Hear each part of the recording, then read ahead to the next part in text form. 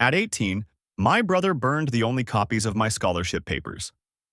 While my father said, "You were never the kid worth betting on," I slept in my car for weeks.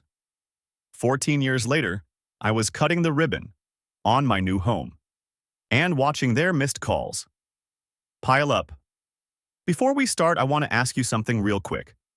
If you watch our stuff regularly and you haven't subscribed yet, now's a good time. It's free, it takes a second, and honestly, it's one of the biggest things you can do to support the channel. We notice it. We appreciate it.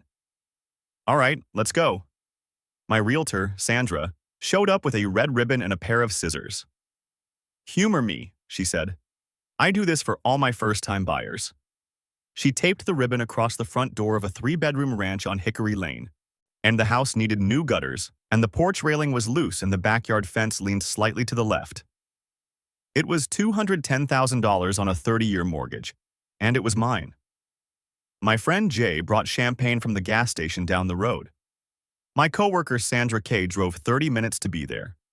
4 people total, including me. It wasn't a ceremony. It was a Tuesday afternoon with a phone camera and a pair of scissors that Sandra pulled from her glove box. I cut the ribbon. Everyone clapped. Jay popped the champagne. Sandra took 3 photos for her business page. In my pocket, my phone was vibrating. It had been vibrating for 3 days. I didn't check it. I knew who it was. The same people who hadn't called me in 6 years were suddenly calling every few hours. Dad, Tyler, Mom. Dad, Tyler, Mom. 14 years ago, my brother burned my scholarship papers in a fire pit while my father watched. My mother stood at the kitchen window. My father looked at me and said 6 words I've carried in my chest like a stone ever since. "You were never the kid worth betting on." I slept in my car for 3 weeks after that. Nobody came to find me. Now I was cutting a ribbon on a house I bought with money I earned in a career I built from a starting point of 0. And the people who put me at 0 were calling to congratulate me, or ask for something, or both. But I'm getting ahead. Let me go back to the fire. June 2010. I was 18. Tyler was 20. We lived with our parents in a small town in central Ohio, the kind of place where everyone knew your truck and your business and not much else. I'd applied for a scholarship to Ohio State through the school library computer because we didn't have internet at home, and my family's desktop was in Tyler's room, which meant I didn't have access to it when he was around, which was always. The school counselor, Mrs. Pruitt, helped me with the application. She printed everything on the library printer. The application, my essays, the recommendation letters, the financial aid forms. She put it all in a manila folder and handed it to me in March. "Keep this somewhere safe," she said. "These are your only copies." I kept the folder in my bedroom closet, behind a box of old shoes. I didn't have a flash drive. I didn't have a personal email. The Yahoo account I used was accessible from the family desktop, but the password was saved on that browser and nowhere else. In 2010, in that house, or in that town, the manila folder was the scholarship. Without it, the scholarship was a phone call I didn't know how to make to an office I didn't know how to find. The acceptance came in April. Full ride. Tuition, housing, books. Mrs. Pruitt cried when I told her. I put the acceptance letter in the same folder. The deposit was due by June 15th. Orientation was June 22nd. I had a window, a narrow one. Tyler found the folder on a Tuesday night in early June. I don't know if he was looking for it or if he stumbled on it. It doesn't matter. What matters is what he did next. I was in the kitchen making a sandwich when I heard the back door open. I looked through the window. Tyler was walking across the yard toward the fire pit with the manila folder in his hand. Not rushing. Walking. I'm the way you walk when you're carrying something you intend to use. I dropped the sandwich and went to the back door. Tyler opened the folder, pulled out the first page, held it over the pit, lit the edge with a lighter he kept in his jacket pocket. The page caught. He watched it curl, watched the school letterhead melt into orange and black. Then he dropped it in the pit and reached for the next one. I stepped outside. "Tyler, what the hell are you doing?" He didn't look up. He pulled another page from the folder, held it over the pit, lit the corner. "Tyler, stop."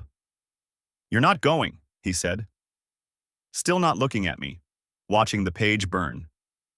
"You're not going to Ohio State. You're not going anywhere. Those are my papers, my scholarship, your scholarship." He said it like the words tasted wrong. You filled out some forms on a library computer, and now you think you're better than everyone. You think you're better than me." "I never said that. You didn't have to." He pulled another page, lit it, dropped it. "Dad agrees, don't you, Dad?" Harold didn't move. "Dad," I said, "tell him to stop." Nothing. Arms crossed, weight on his heels. "Dad," Tyler laughed. Not a big laugh, a short one. The kind you make when something you predicted comes true. "He's not going to help you, Eli. He's never going to help you. That's the part you keep not getting." Harold still said nothing. His silence was Tyler's fuel. Tyler pulled another page and lit it. I stood at the back door, 10 feet away. My legs wouldn't move.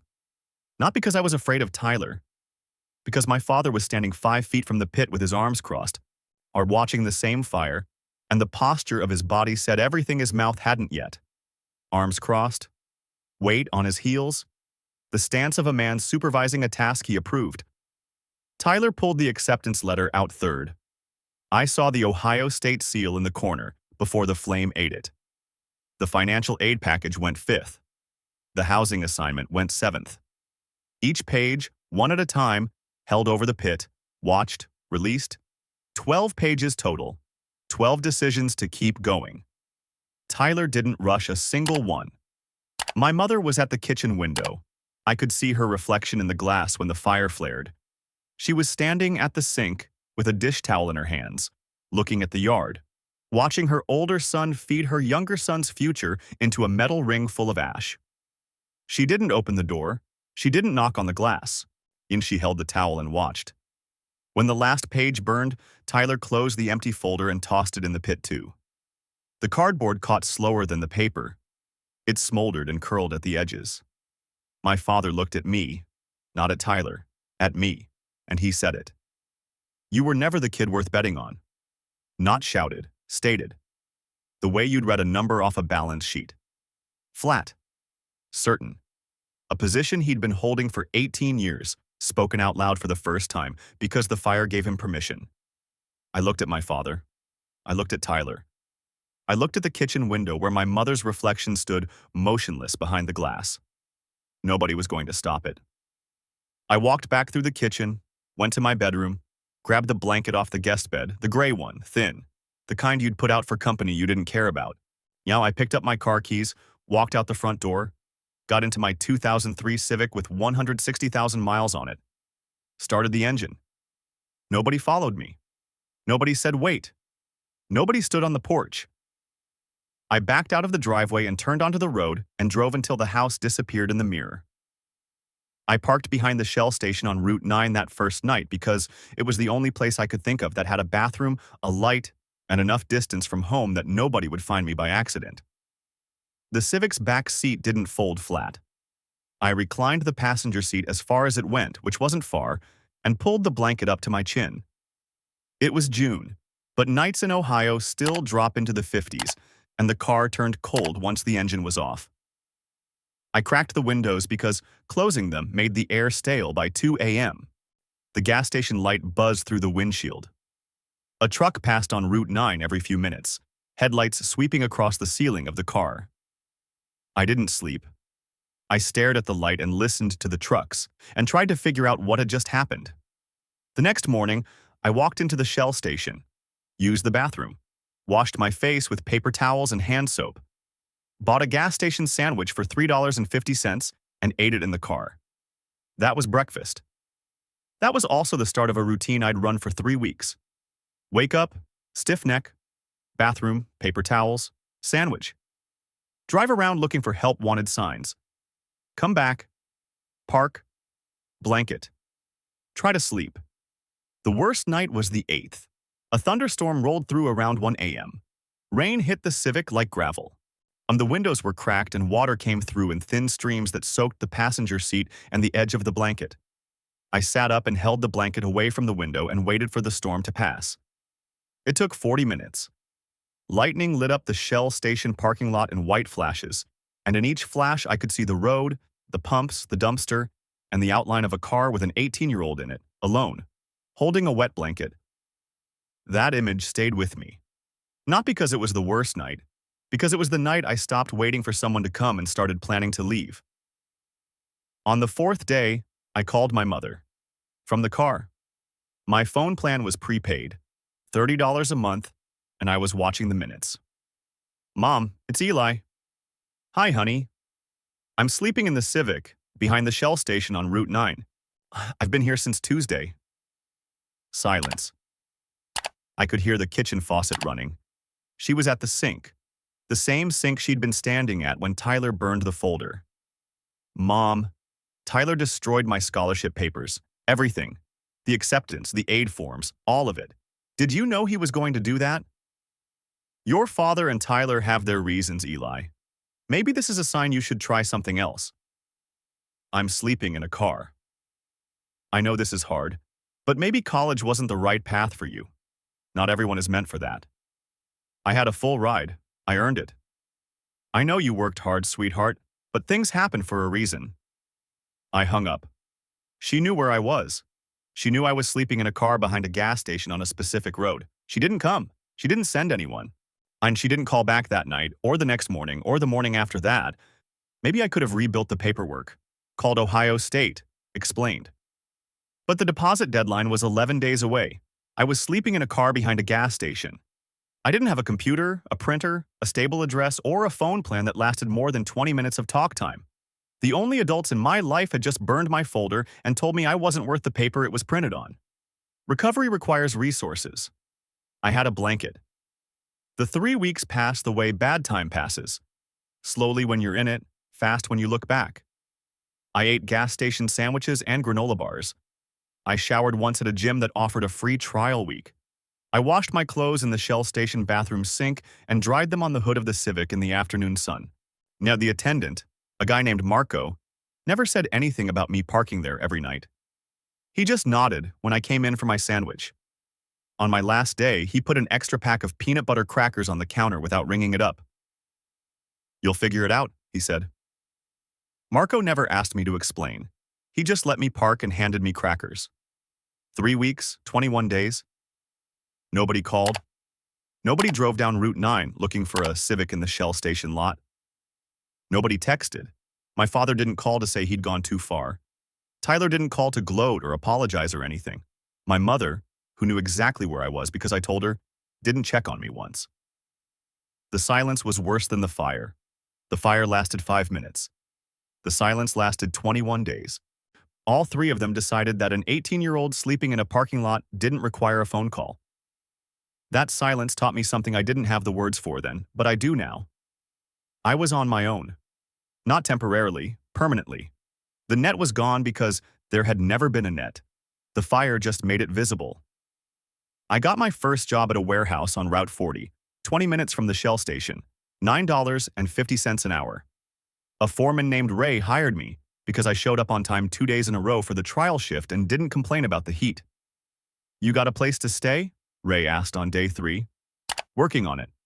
There's a room above the barbershop on Main, $475 a month. Tell him Ray sent you." I moved in that weekend.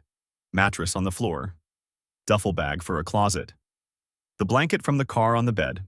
$475 a month for a room above a barbershop. It was mine. First paycheck came on a Friday. Brown envelope. $684 after taxes.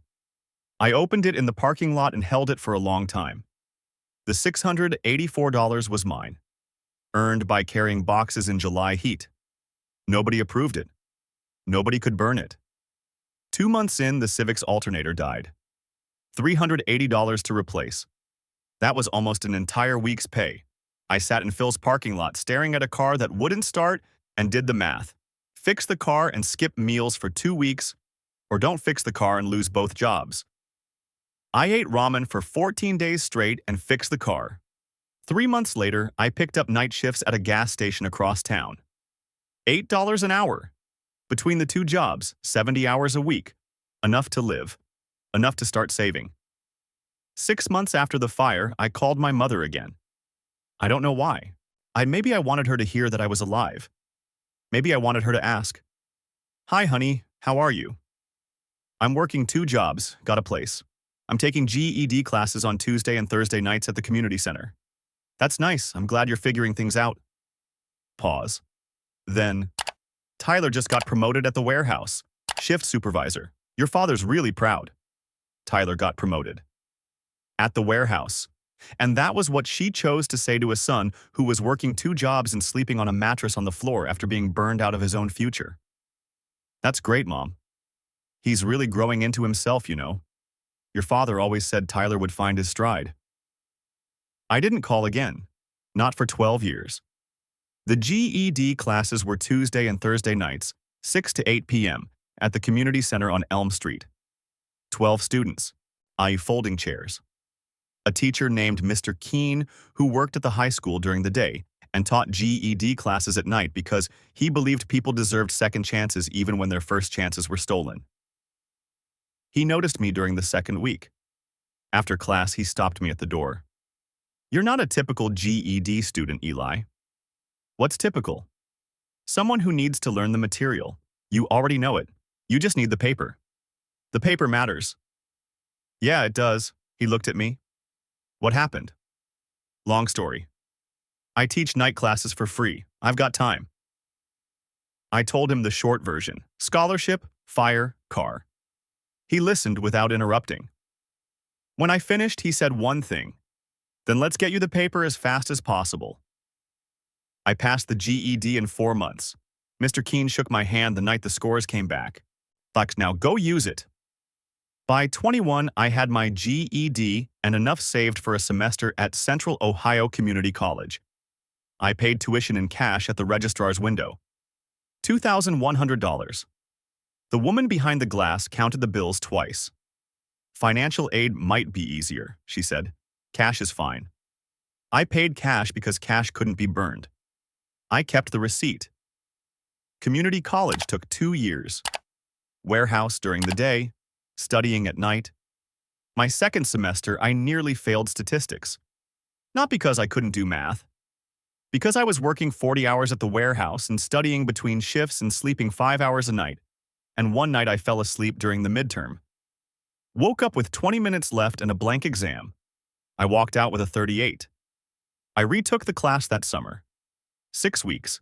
You studied at the kitchen table in my apartment after warehouse shifts. Passed with a B+. The professor wrote on my final exam, "Strong recovery." She didn't know what she was commenting on. She thought it was about statistics.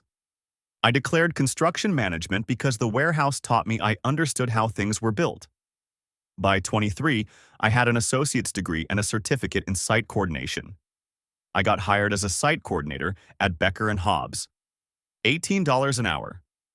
A desk with a nameplate that said Eli Archer. First time my name was printed on something that wasn't a paycheck. By 25, assistant project manager. By 28, project manager. Each promotion came because I showed up, documented everything, and never assumed anyone else was going to handle what I could handle myself. And I heard about Tyler through my cousin Derek. Not because I asked, because small towns talk. Derek called me once, unprompted, when I was 29. He wasn't the calling type. The fact that he picked up the phone told me something was off. "Hey, Eli, just thought you should know. Tyler's in a bad way." "How bad?" "He owes people, a lot of people. Credit cards maxed. He borrowed from friends who aren't really friends anymore. Truck got repoed last year. He's driving your mom's old Corolla now. Is he working?" "Same warehouse, same position, 12 years. 12 years, same spot." "Yeah, he still talks about opportunities, though. Got something in the works. You know how he is." "I know how he is." "Your dad's not doing great either. Retired last year. Fixed income. The house needs work they can't afford. Tyler's been asking them for money, which they don't have." I didn't say anything.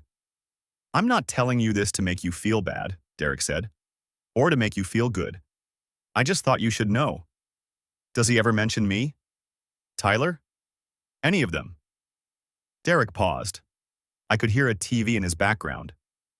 Your mom asks about you sometimes. When she runs into my mom at the store, she asks if I've heard from you. I always say no. What about my dad? Harold doesn't ask about you, but he doesn't talk much anymore in general. He's quieter than he used to be. Sits in his chair, watches TV, doesn't really do the whole holding court thing he used to do. Good. Yeah, I don't think retirement suits him. Or maybe he's just running out of things to be certain about. And Tyler? Tyler doesn't bring you up, not directly. But last Thanksgiving, someone mentioned a friend's kid who got into some good school on a scholarship, and Tyler left the room. Just got up and walked out. Nobody said anything. But we all noticed. I sat with that for a second. Tyler left the room. The man who burned a scholarship couldn't sit in a room where the word was spoken. Thanks, Derek. Take care of yourself, Eli. Tyler owed about $8,000 across credit cards and personal loans. Same warehouse, same position, 12 years. I was saving for a house. I found the house on Hickory Lane in March, 2 months before I turned 32. 3 bedrooms, 1 bathroom. Built in 1987. It needed gutters. The porch railing was loose, and the backyard fence leaned like it was tired. The listing price was $215,000. I offered $210,000. They took it. The bank almost didn't. My credit was good, but my income history had gaps from the early years. The loan officer, a woman named Janet, looked at my file for a long time. You've got a strong last 5 years, but the years before that are thin. Some gaps. I was rebuilding. From what? From zero. She looked at me over the file for a long time. Then she looked at the savings account balance, then back at the gaps, then back at the balance. You built this yourself? Every dollar. No family help? No inheritance? No cosigner? No. She stamped the approval without another question. The closing was on a Tuesday. I sat in a small office at the title company and signed 43 pages of documents. The mortgage was 30 years. The monthly payment was $1,340, including taxes and insurance. The mortgage officer ran my numbers 3 times. Not because they were bad, because they were borderline. My debt-to-income ratio was tight. My savings after the down payment would be thin. She looked at me across her desk. Are you sure about this? It's going to be tight for the first year or 2. I've been tight before. This tight? Tighter. She approved the loan. I could afford the house, not comfortably. But comfort was never the point. Ownership was. Sandra, my realtor, shook my hand when it was done. Congratulations, Eli, you're a homeowner. Doesn't feel real yet? It will when you get the first property tax bill, she smiled. How long have you been working toward this? 14 years. That's a long time. It started longer ago than that, actually, but the 14 years are the ones that count. She didn't ask what I meant. Good realtors know when to stop asking. I drove to the house after. Parked in the driveway. Sat in the car for a few minutes. The same car, believe it or not. The 2003 Civic, now with 247,000 miles. I'd replaced the transmission twice and the brakes 3 times and the battery more times than I could count. But it ran.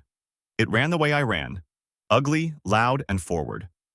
I walked to the front door, unlocked it with my key, stepped inside. The house was empty. No furniture, no curtains. Bare walls, bare floors. It smelled like paint and old carpet and possibility.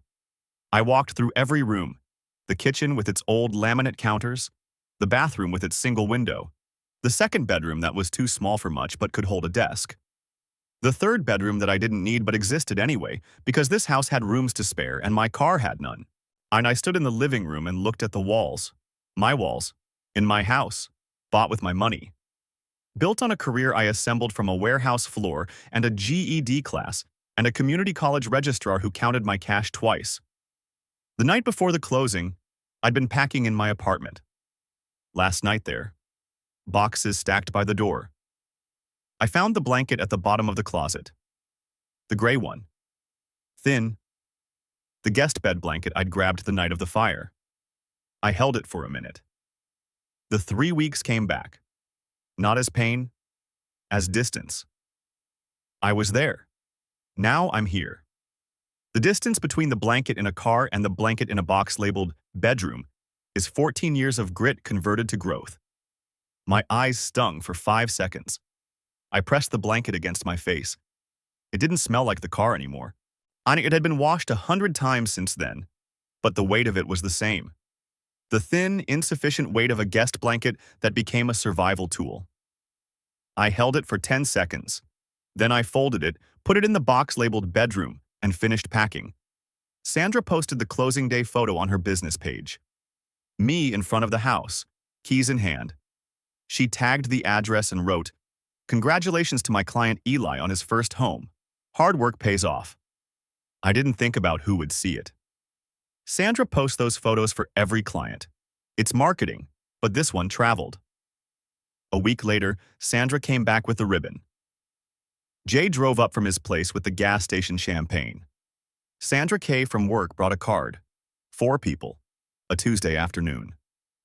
Sandra taped the red ribbon across the door and handed me the scissors. "Go ahead." I cut it.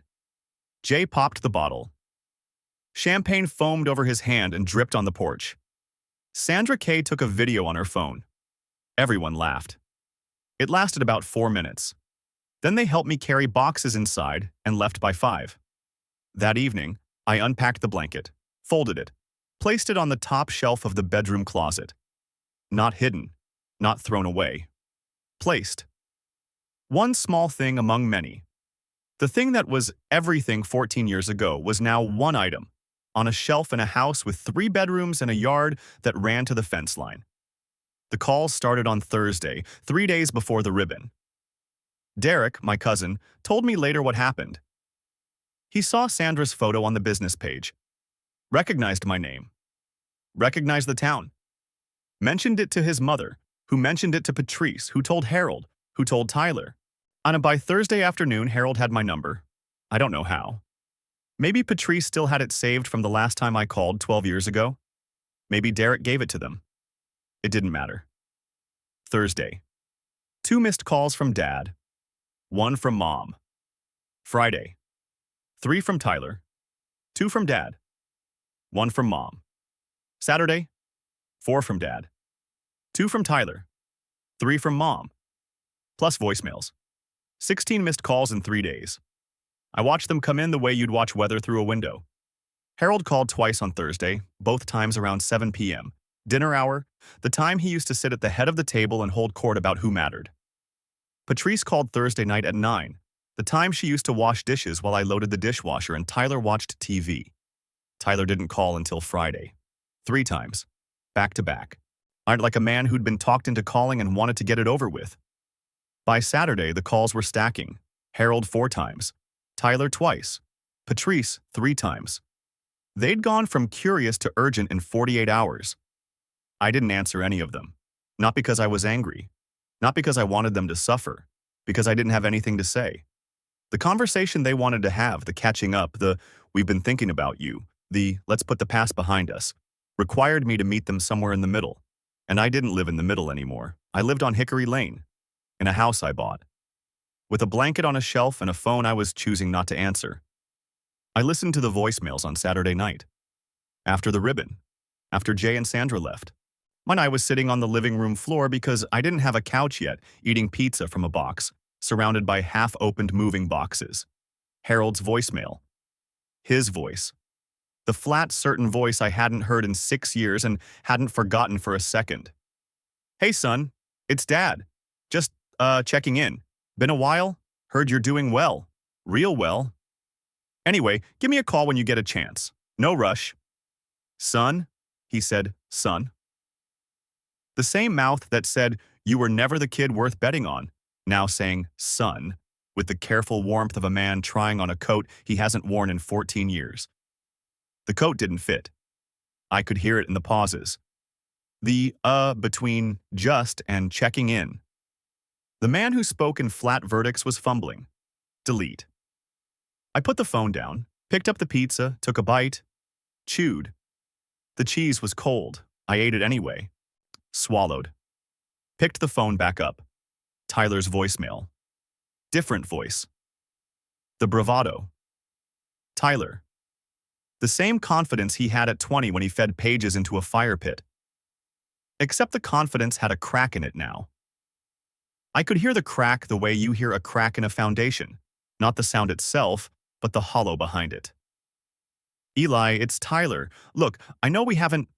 It's been a while. Things have been... A pause. I could hear him breathing, composing himself, choosing words the way he never had to choose words when he was the one with the lighter. I'm going through some stuff right now, financially mostly. Nothing crazy, just... I could use someone to talk to. I was hoping we could catch up, grab a beer or something. I've been thinking about, family, how we used to... Anyway, call me back, man. Like when you get a chance. Going through some stuff. The brother who burned my scholarship because it threatened his position was calling, because his position had produced nothing, and he needed money from the brother he burned. The destroyer needed saving. The irony was so clean it could have been written, except it wasn't. It was just life doing what life does to bad bets. Delete. Patrice's voicemail.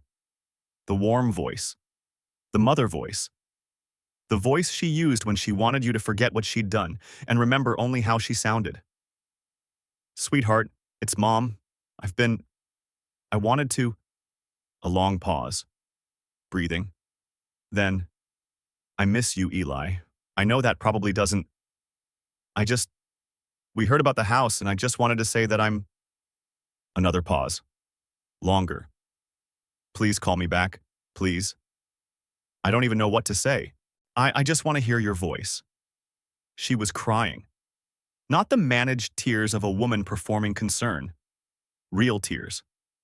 Wet, broken, uncontrolled. I listened to them the way you listen to rain on a roof. Aware, unmoved, separate. She missed me. The woman who stood at the kitchen window while my scholarship burned. The woman who told me maybe it's a sign when I called from a car on Route 9. The woman who compared me to Tyler every time I tried to share a milestone. She missed me now. Now that the house was real and the career was real and the life she wrote off was documented on a realtor's business page for anyone to see. I played it one more time. The word sweetheart hung in the air of my empty living room. For 1 second, something behind my ribs moved. A muscle memory of being small and being held and being told everything was going to be okay. 1 second. Then I remembered the window, the dish towel, the reflection in the glass. The back door that didn't open. Delete. I put the phone down. Looked at the empty living room, the moving boxes, the pizza box, the bare walls. 3 voicemails. 3 voices from a past I'd walked away from 14 years ago. 3 people who knew exactly what happened at that fire pit, and not one of them opened with, "I'm sorry." Harold opened with, "Checking in." Tyler opened with, "Going through some stuff." Patrice opened with, "We miss you." Not one of them said, "We were wrong to burn your scholarship." Not one of them said, "We should have stopped Tyler." Not one of them said, "You were worth betting on and we missed it." 3 voicemails, yet 3 deletions. 3 chances for the family to say the right thing. None of them said, "I'm sorry for the fire." Harold wanted credit. Tyler wanted money. Patrice wanted warmth. All 3 wanted access to a life they didn't build and tried to destroy. The price of access was 6 words. "I'm sorry for what we did." None of them paid it. The next morning was the first time I woke up in the house. Not the apartment, not a shared room, not the car. The house. Sunlight came through the bedroom window and landed on the wall opposite the mattress. I lay there for a minute watching the light move. The house was quiet the way a house is quiet when it's yours. No neighbors above, no landlord's footsteps, no highway noise. Just walls. My walls. And a morning I didn't have to earn from anyone. I made coffee in the kitchen. When the coffee maker was still on the floor because the counter was covered in moving boxes. I sat on the floor with a mug and drank it slowly. The coffee tasted the same as it always did. But the floor was mine. The mug was mine. The morning was mine. And nobody was going to burn any of it. Later that night, I walked through the house. My house. The living room with the pizza box and the moving boxes. The kitchen with the 1 set of dishes I'd bought at a thrift store. The bedroom with the mattress on the floor because old habits die hard and new furniture arrives on Thursday. The closet with the blanket on the top shelf. I opened the back door, stepped out onto the porch, sat on the step. The yard ran to the fence line. The fence leaned left. The grass needed cutting. The sky was dark and full of stars that I couldn't have seen from the Shell station parking lot because the gas station light washed everything out. My phone was face down on the kitchen counter. The screen was dark against the granite. I sat on the porch step and listened to the quiet. A man from 2 houses down walked by with a dog. He waved. "You the new neighbor?" "Yeah." "Welcome to Hickory Lane. I'm Paul." "Eli." "Nice place, been empty for a while. Good to see someone in it." "You got family moving in too, or just you?" "Just me." "Well, if you need a hand with anything, I'm 2 doors down. Got a riding mower you can borrow if yours hasn't shown up yet." "I appreciate that, Paul." He walked on. The dog pulled him toward a hydrant. A 30-second conversation with a stranger who didn't know anything about me except that I lived on his street. No history, no ranking, no verdict, just a wave and a welcome. I thought about Harold's voicemail. "Just checking in, son." I thought about the fire pit.